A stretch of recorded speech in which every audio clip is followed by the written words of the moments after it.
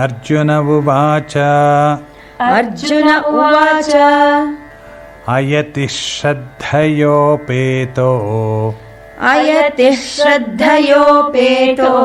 योगाच्चलितमानसः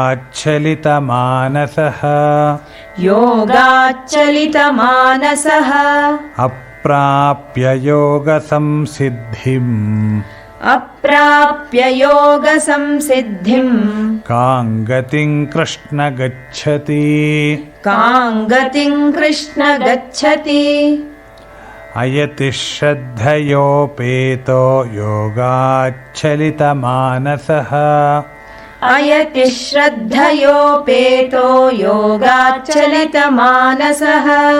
अप्राप्य योगसंसिद्धिं कां गतिं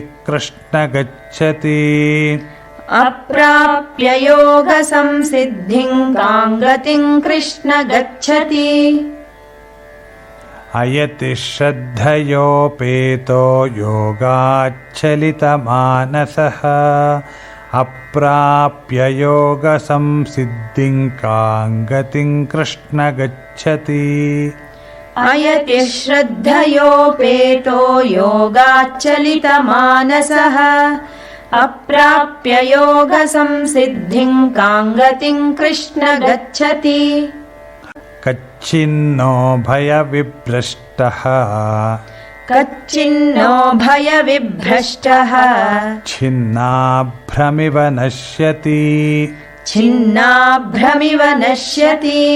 अप्रतिष्ठो महाबाहो विमूढो ब्रह्मणः पथि कच्चिन्नो भयविभ्रष्टश्चिन्नाभ्रमिव नश्यति अप्रतिष्ठो महाबाहो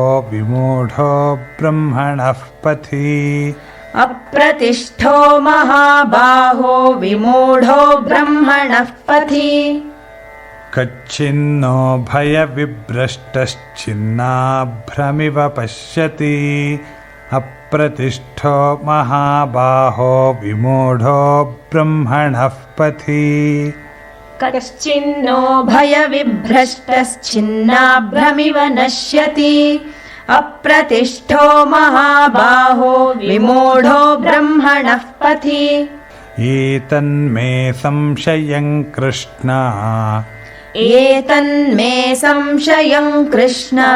छेत्तुमर्हस्य शेषतः त्वदन्यः संशयस्यास्य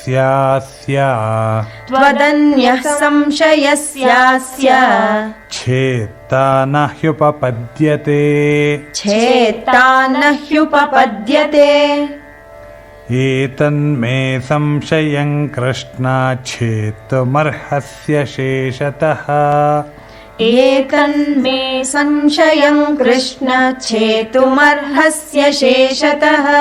त्वदन्यः संशयस्यास्य छेत्ता न ह्युपपद्यते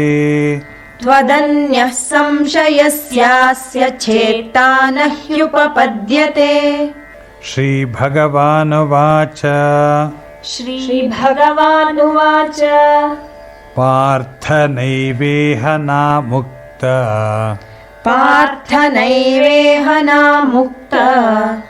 विनाशस्तस्य विद्यते न हि कल्याणकृत् कश्चित् दुर्गतिं तात गच्छति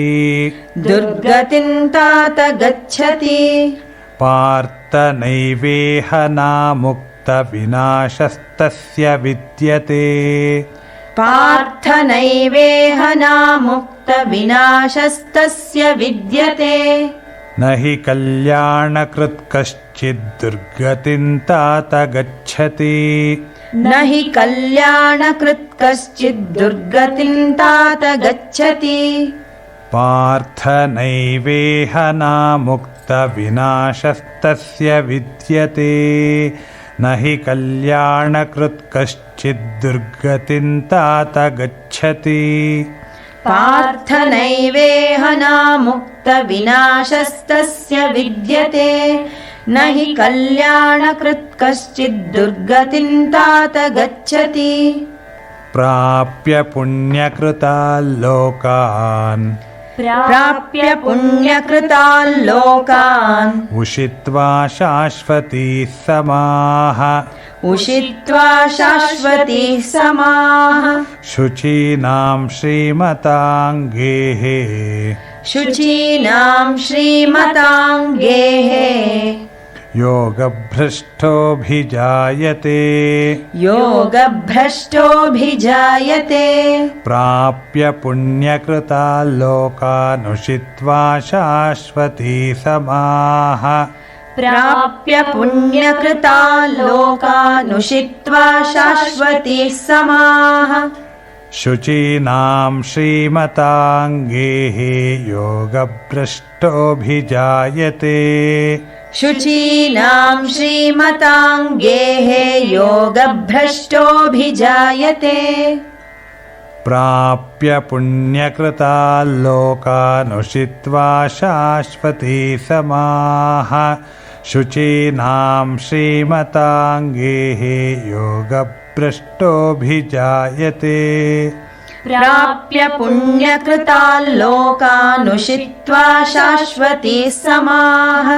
शुचीनां श्रीमतां गेः योगभ्रष्टोऽभिजायते अथवा योगिनामेव कुले भवति धीमताम्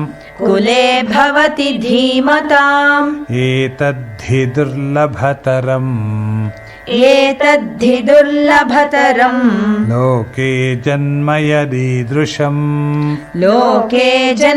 यदीदृशम् अथवा योगिनामेव कुले भवति धीमताम्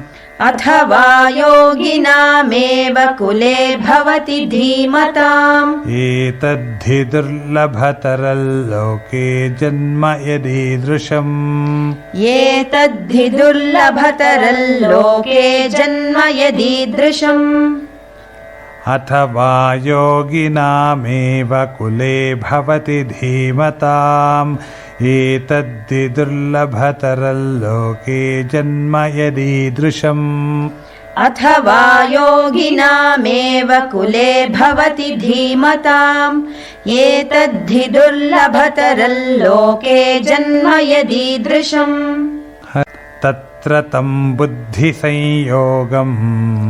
तत्र तं बुद्धिसंयोगम् लभते पौर्वदेहिकम् यतते च ततो भूयः संसिद्धौ कुरु नन्दन तत्र तं बुद्धिसंयोगं लभते पौर्वदेहिकम्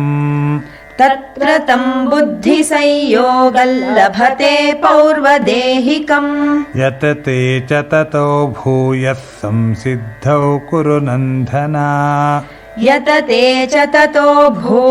संसिद्धौ कुरु नन्दन तत्र तं बुद्धिसंयोगं लभते पौर्वदेहिकम् यतते च ततो भूयः संसिद्धौ कुरु नन्दन तत्र तं बुद्धिसंयोगं लभते पौर्वदेहिकम् यतते च ततो भूयः संसिद्धौ कुरु नन्दन पूर्वाभ्यासेन तेनैव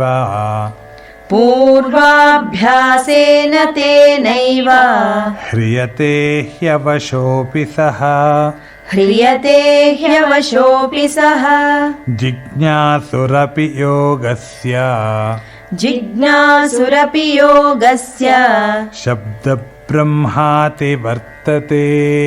शब्दब्रह्माति वर्तते पूर्वाभ्यासेन तेनैव ह्रियते ह्यवशोऽपि सः पूर्वाभ्यासेन तेनैव ह्रियते ह्यवशोऽपि सः जिज्ञासुरपि योगस्य शब्दब्रह्माति वर्तते जिज्ञासुरपि योगस्य शब्दब्रह्माति वर्तते पूर्वाभ्यासेन तेनैव ह्रियते ह्यवशोऽपि सः जिज्ञासुरपि योगस्य शब्दब्रह्माति वर्तते पूर्वाभ्यासेन तेनैव ह्रियते ह्यवशोऽपि सः जिज्ञासुरपि योगस्य शब्दब्रह्माति वर्तते प्रयत्नाद्यतमानस्तु योगी संशुद्धकिल्बिषः योगी संशुद्धकिल्बिषः अनेकजन्म संसिद्धः ततो याति पराङ्गतिम् प्रयत्नाद्यतमानस्तु योगी संशुद्धकिल्बिषः प्रयत्नाद्यतमानस्तु योगी संशुद्धकिल्बिषः अनेकजन्म संसिद्धस्ततो याति पराङ्गतिम् अनेकजन्म संसिद्धस्ततो यान्ति पराङ्गतिम् प्रयत्नाद्यतमानस्तु योगी संशुद्धकिल्बिषः अनेकजन्म संसिद्धस्ततो याति पराङ्गतिम् प्रयत्नाद्यतमानस्तु योगी संशुद्धकिल्बिषः अनेकजन्म संसिद्धस्ततो याति पराङ्गतिम्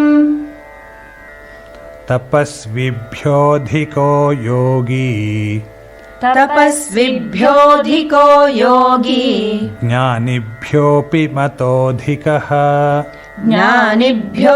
मतोऽधिकः कर्मिभ्यश्चाधिको योगी तस्माद्योगी भवार्जुन तपस्विभ्योऽधिको योगी ज्ञानिभ्योऽपि मतोऽधिकः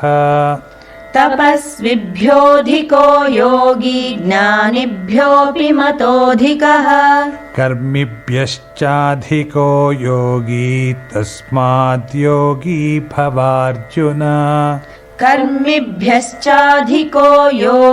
तस्माद्योगी भवार्जुन तपस्विभ्योऽधिको योगी ज्ञानिभ्योऽपि मतोऽधिकः कर्मिभ्यश्चाधिको योगी तस्माद्योगी भवार्जुन तपस्विभ्योऽधिको योगी ज्ञानिभ्योऽपि मतोऽधिकः कर्मिभ्यश्चाधिको योगी तस्माद्योगी भवार्जुन योगिनामपि सर्वेषां मद्गतेनान्तरात्मना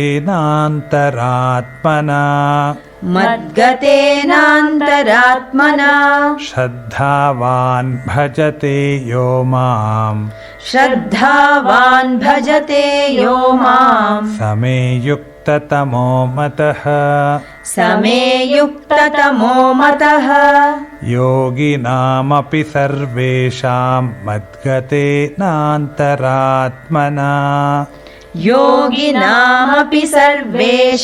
मद्गतेनान्तरात्मना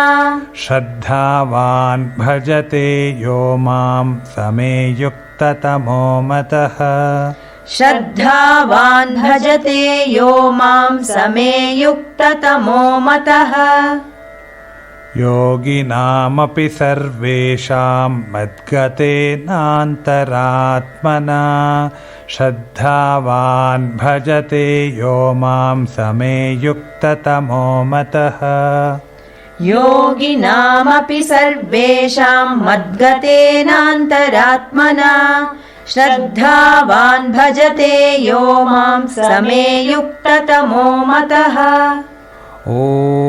तत्सदिति श्रीमद्भगवद्गीतासूपनिषत्सु ॐ तत्सदिति श्रीमद्भगवद्गीतासूपनिषत्सु ब्रह्मविद्यायां योगशास्त्रे श्रीकृष्णार्जुनसंवादे आत्मसंयमयोगो नाम षष्ठोऽध्यायः। आत्मसंयमयोगो नाम षष्ठोऽध्यायः।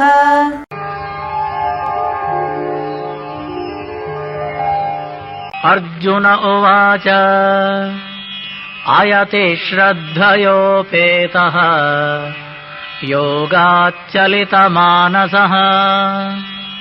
अप्राप्य योगसंसिद्धिम् कां गतिं कृष्ण गच्छति कच्चिन्नो भयविभ्रष्टः छिन्नाभ्रमिव नश्यति अप्रतिष्ठो महाबाहो विमूढो ब्रह्मणः पथि एतन्मे संशयं कृष्ण छेत्तुमर्हस्य शेषतः त्वदन्यः संशयस्यास्य चेत्ता न ह्युपपद्यते। श्रीभगवानुवाच पार्थ नैवेह नामुत्र विनाशस्तस्य विद्यते न हि कल्याणकृत् कश्चित् दुर्गतिं तात गच्छति प्राप्य पुण्यकृतां लोकान् उषित्वा शाश्वती समाः शुचीनां श्रीमतां गेहे योगभ्रष्टोऽभिजायते अथवा योगिनामेव कुले भवति धीमताम् एतद्धि दुर्लभतरम् लोके जन्म यदीदृशम् तत्र तं बुद्धिसंयोगम् लभते पौर्वदेहिकम् यतते च ततो भूयः संसिद्धौ कुरु नन्दन पूर्वाभ्यासेन तेनैव ह्रियते ह्यवशोऽपि सः जिज्ञासुरपि योगस्य शब्दब्रह्माति वर्तते प्रयत्नाद्यतमानस्तु योगी संशुद्धकिल्बिषः अनेकजन्म संसिद्धः ततो याति पराङ्गतिम् तपस्विभ्योऽधिको योगी ज्ञानिभ्योऽपि मतोऽधिकः कर्मिभ्यश्चाधिको योगी तस्माद् योगी भवार्जुन योगिनामपि सर्वेषाम् मद्गतेनान्तरात्मना श्रद्धावान् भजते यो माम् समे युक्ततमो मतः। ॐ तत्सदिति श्रीमद्भगवद्गीतासु उपनिषत्सु ब्रह्मविद्यायां योगशास्त्रे श्रीकृष्णार्जुनसंवादे आत्मसंयमयोगो नाम षष्ठोऽध्यायः।